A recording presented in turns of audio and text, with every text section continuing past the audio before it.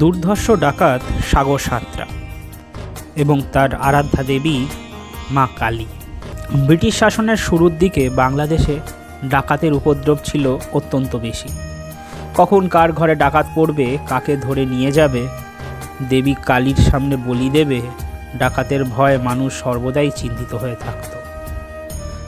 রেলপথ তখনও হয়নি, যাওয়া আসার জন্য গরুর গাড়ি, ঘোড়ার গাড়ি, পালকি, হাঁটা পথে মানুষ যাতায়াত করত, আর যেত নদীপথে নৌকায়।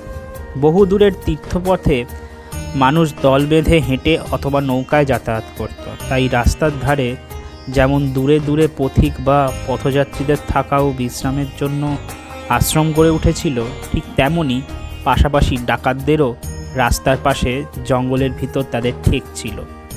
সেই সময় দলবদ্ধ ডাকাত দল জঙ্গলে লুকিয়ে থেকে পথ চলতি পথিকদের উপর, আবার কখনো ফাঁকা প্রান্তরে তাদের উপর হাড়ে ডেড়ে করে গগনভেদী চিৎকার করে ওই সব অসহায় মানুষদের উপর ঝাঁপিয়ে পড়ত।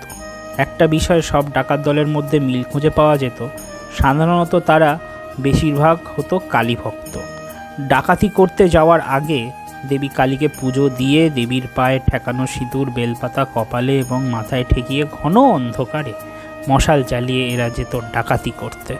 সাগর সাঁতরা ছিল জমিদার তেলো ঘোষের পাইক।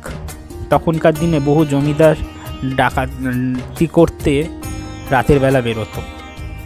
অনেক এইসব জেনেও জমিদারদের বিরুদ্ধে সাহস করে মুখ খুলত না, কারণ তাহলে তারা বিপদে পড়বে যে।